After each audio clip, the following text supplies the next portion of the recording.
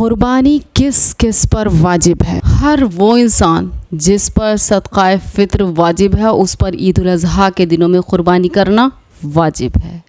اگر کسی کے پاس ضروری سامان کے علاوہ کوئی بھی ضرورت سے زائد سامان یا نقد روپے اتنے موجود ہوں کہ اس کی قیمت 52.5 تولہ چاندی کے برابر ہو جائے تو اس پر قربانی واجب ہو جائے گی۔ اگر کسی کے پاس رہائشی مکان کے علاوہ اور بھی مکان ہے جو خالی پڑا ہے یا کرائے پر دے رکھا ہے اور گھر کا قرض چلانے کے لیے اس مکان کے کرائے کی آمدنی کے علاوہ دوسری آمدنی کی چیزیں موجود ہیں تو اس پر قربانی اور صدقہ فطر دونوں واجب ہیں۔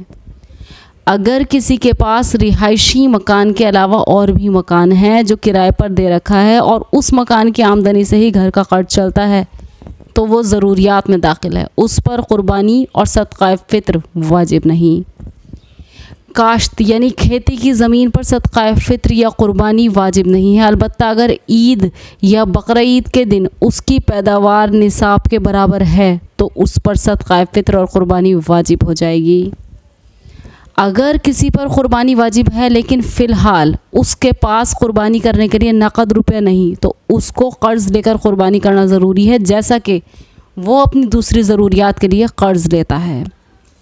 اگر باپ اور 4-5 بیٹے ساتھ مل کر کاروبار کرتے ہوں اور سارا پیسہ باپ کے پاس رہتا ہو، لڑکوں کو صرف جیب خرچ ملتا ہو اور ان کے پاس الگ سے بھی کچھ نصاب کے برابر جمع نہ ہو تو صرف باپ پر قربانی واجب ہوگی، لڑکوں پر نہیں۔ اگر باپ نے اپنے لڑکوں اور لڑکیوں کو اجازت دے رکھی ہے کہ جو جتنا کمائے وہ اپنے پاس اپنی ملکیت میں الگ رکھے تو ایسی صورت میں جن لڑکے اور لڑکیوں کے پاس نصاب کے برابر یا اس سے زائد پیسے ہوں ان میں سے ہر ایک پر اپنی اپنی قربانی الگ سے کرنا واجب ہوگی، اور باپ نے اپنی طرف سے جو قربانی کی ہے اس سے ان لڑکے اور لڑکیوں کا فریضہ ادا نہیں ہوگا۔ اگر بیٹا صاحب نصاب ہو اور ماں باپ صاحب نصاب نہ ہو تو بیٹے کو پہلے اپنی طرف سے قربانی کرنا واجب ہے۔ اب اگر گنجائش ہو تو ماں باپ کی طرف سے بھی کر سکتا ہے، چاہے ماں باپ حیات ہوں یا وفات پا چکے ہوں۔ اگر ماں باپ کی طرف سے قربانی کی اور اپنی طرف سے نہیں کی تو بیٹا گنہگار گار ہوگا۔ شوہر بیوی کے معاملے میں اگر شوہر مالدار ہے اور بیوی کے پاس اپنا ذاتی زیور یا نصاب کے برابر نقد رقم نہیں ہے تو پھر بیوی پر قربانی واجب نہیں۔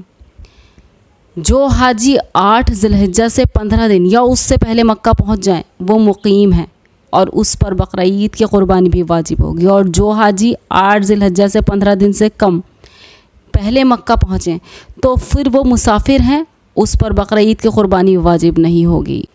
یہ ہیں وہ اہم پوائنٹ جن میں کلیئر کیا گیا کہ قربانی کس پر واجب ہے کس پر نہیں۔ I hope it will be clear for you. جزاک اللہ خیر۔